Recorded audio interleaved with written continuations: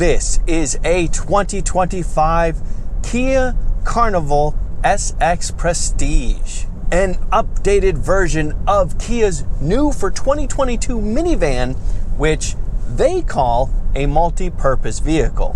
This update includes a new look in the front and the back, new technology inside, and there's now a hybrid powertrain option. There are 5 trims of Kia Carnival: LX, LXS, EX, SX, and SX Prestige, which is what my test car is, making it the top of the line. If you want to try that new hybrid powertrain, you have to start with an LXS trim or go higher from there. So, did Kia improve upon its MPV? And if so, how? Let's find out. I review all kinds of cars and I have fun every time. Please subscribe and join me. The base price for a 2025 Kia Carnival LX is $37,895. If you choose to go with the top of the line SX Prestige, that raises the base price to $51,995. Yeah, big jump. And my test car included 3 options, including a $2,500 second row entertainment system, and cost $55,255. Okay, with that, now is a good time for me to pull over, show you around and inside and under the hood of this updated Kia Carnival. Okay, this is clearly a minivan. Looking at the proportions of it and the size of it and how low it is to the ground. But for the redesign, Kia definitely gave the Carnival a more Telluride looking front end. You can see that with these fat vertically mounted headlamps right here and the different shaped grille right here. Plus we have a little bit more of a rugged lower front lip right here. Grille pattern's different. We have these nice little chrome elements right here. And we have what Kia calls Star Map daytime running lights that they start at the base, more outside of the lamps, come to a point off to the side, and then run almost to the center here. Overall, this is still definitely one of the nicest looking minivans sold today, and I still think this new look looks cool, but I like the old look as well. All right, let me show you under the hood. Well, there you have it, your 3.5 liter V6 engine, naturally aspirated and transversely mounted or side to side like that.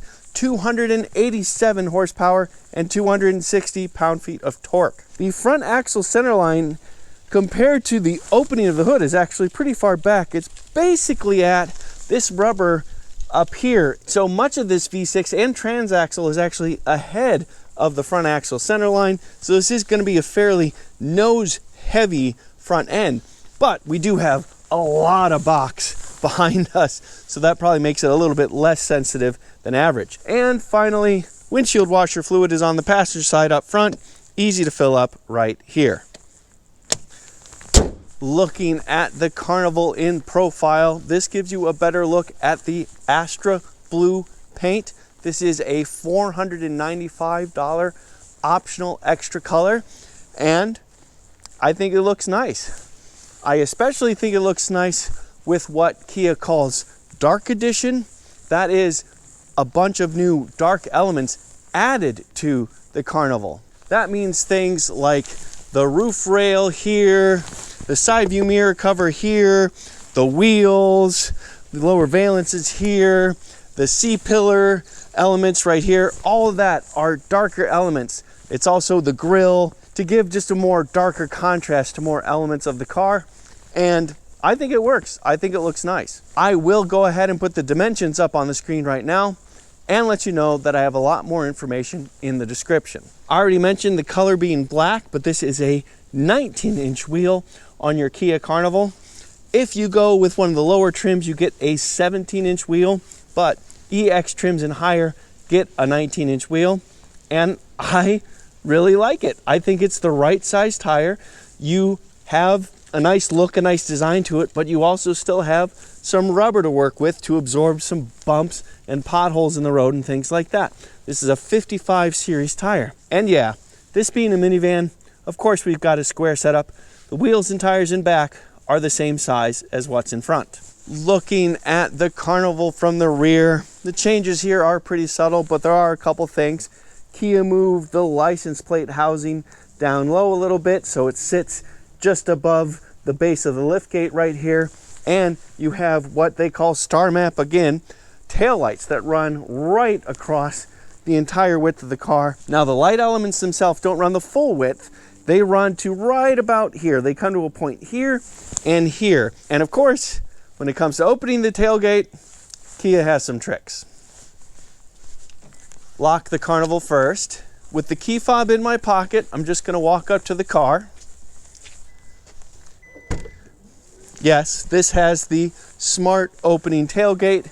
Just a few seconds and it opens automatically to show you quite a lot of cargo room behind the third row. In fact, you've got 40 cubic feet of cargo space behind the third row. But before I get there, you might notice that the car is still beeping at me. There's one other thing I want to show you. Key fob still in my pocket. I'm now going to walk away from the liftgate. And after a few seconds, it also closes automatically. Speaking of neat little tricks, it works for the sliding door as well. If your hands are full with stuff, or kids and stuff, just give it a few seconds and the sliding door will automatically open to give you access to the second and third row. As I said, 40 cubic feet of storage with all three rows up, but this third row sinks all the way into this below the floor space right here. Pull on this. I did both of those with one hand, and now you have a nice flat floor and 80 cubic feet of storage just like that. And if you don't have the VIP lounge seats and want even more space, you have up to 145 cubic feet of storage space in the Kia Carnival. But even with the second rows up, my bike will still comfortably fit in here. Let me show you. I mean, it almost fits in upright. And actually, it does fit in upright once you get it past. So yeah, plenty of room for my bike and lots of other stuff. The first thing I'm going to do is start the Carnival because there are things to show you with it running in the second and third row. Push button start is down low right here. And here we have the VIP lounge seats of the second row. We also have the $2,500 optional second row entertainment package, and these are 14.6 inch screens on both sides. Access to the third row, we're just gonna go right back here like this. The seat bottoms are actually not all that bad, and if I go to the middle, it's actually not that uncomfortable back here. I'm actually on the passenger side in the second row because I have a third climate control zone right here.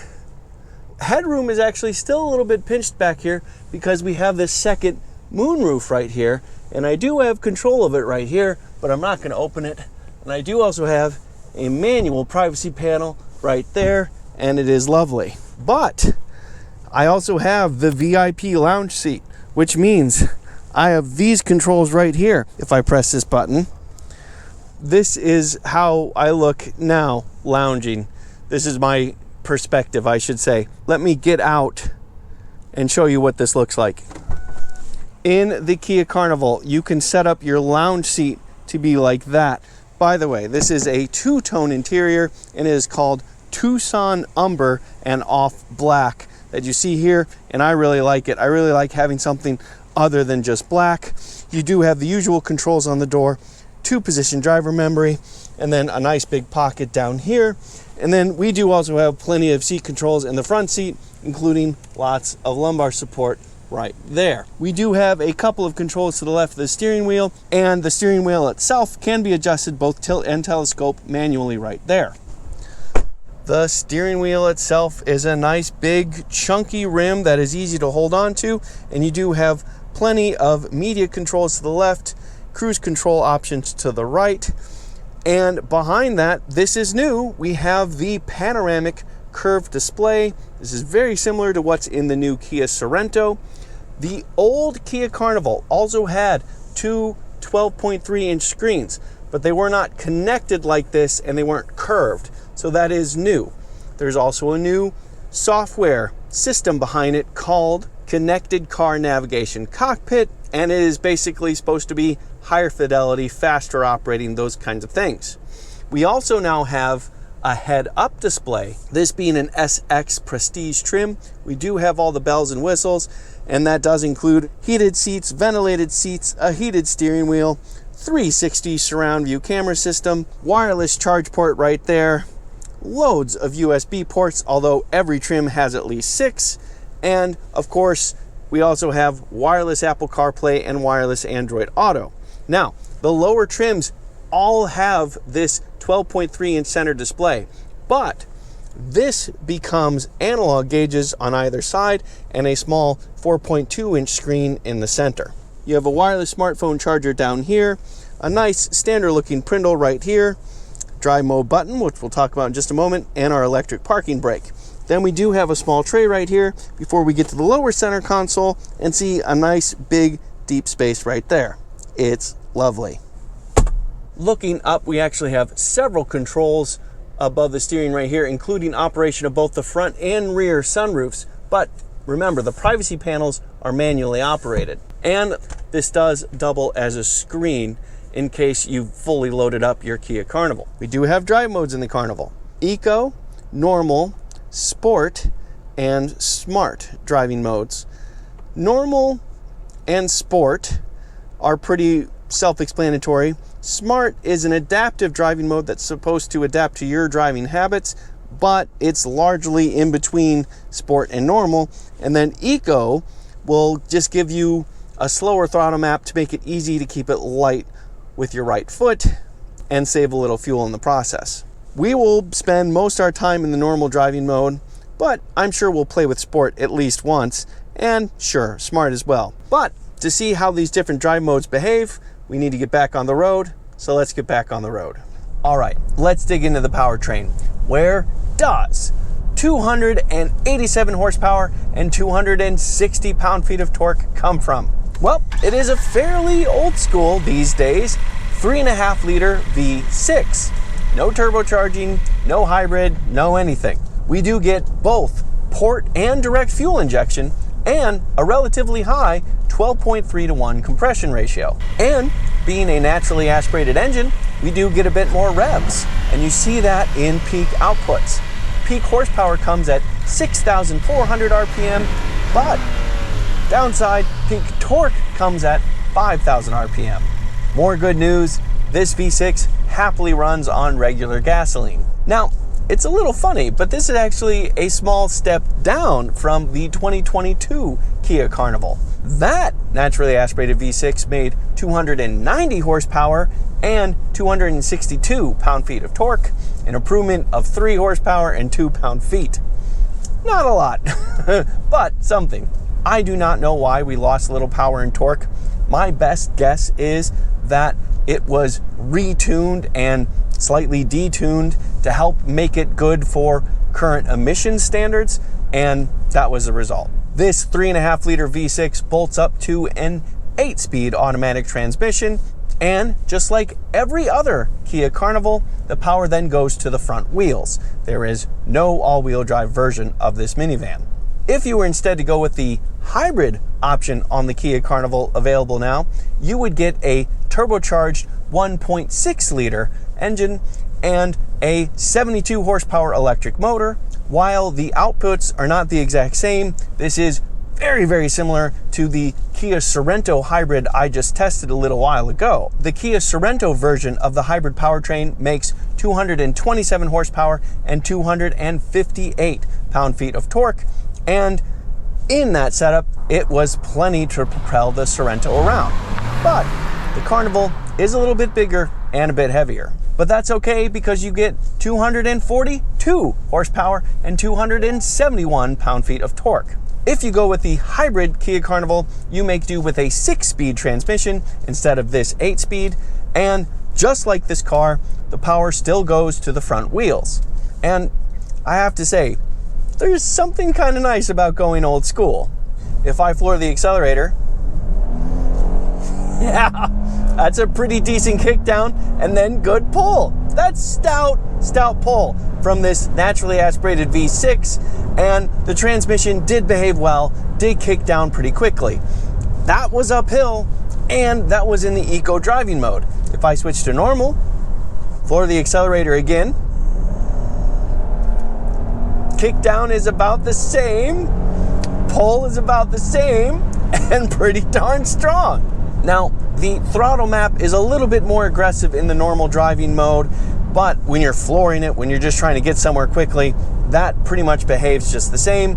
The eco driving mode is a nice progressive throttle map, and I found it perfectly normal for everyday driving use, so eco is a perfectly pleasant normal for me. But normal isn't twitchy, it's still fine. All right, let's move to sport. Now, the throttle map is noticeably quicker here in normal driving. It's a little bit hard to drive smoothly, but the good news is when you floor the accelerator, the transmission does work fast to get you in the lowest gear possible, and you get moving nice and quickly.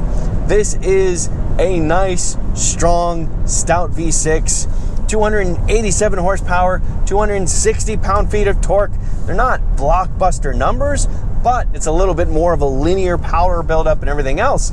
It executes everything really well, and I definitely appreciate that. Based on what I drove with the Kia Sorento, I have a feeling that the hybrid system would be just fine in this Carnival, but I have to say the torque and the response, and having an 8-speed instead of a 6-speed, those are welcome differences to me.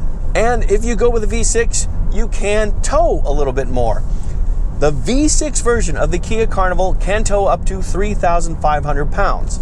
Now that's not that much, but you know, you could get a lot done and you could tow around some good recreational stuff with that. Certainly a couple jet skis, snowmobiles, things like that. One obvious downside to having the V6 is fuel economy, and in the modern world, I have to say the numbers are only so-so. You get 18 miles to the gallon in the city, 26 miles to the gallon on the highway, 21 combined. That's even, again, just the tiniest little bit worse than the 2022 Kia Carnival. Again, I blame emissions for that. I think stricter emissions have limited the powertrain engineers in the tuning, and that hurt them just a little bit. Now that there's a hybrid option, there is a much better fuel economy choice for the Kia Carnival. I'll go ahead and put those numbers up on the screen for you to check out. It is a big improvement. But while fuel economy is very important, especially for a vehicle like a minivan, still not as much fun as accelerating. Of course I had to test that. Let me show you right now. All right, everybody, time for an acceleration test in this updated Kia Carnival. See what this V6 powered minivan can do. I do have it in the sport driving mode, and the traction and stability control is limited. Let's see what happens. Okay, coming to a complete stop. Floor the accelerator. Oh yeah! Oh yeah! Spin those tires in that minivan, baby.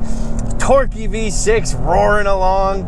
Good quick shifts from the transmission.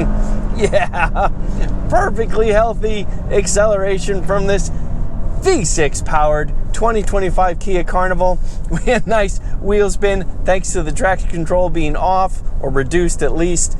And yeah, nice torquey motor, good quick shifts, and honestly, once we got moving, strong pull as well.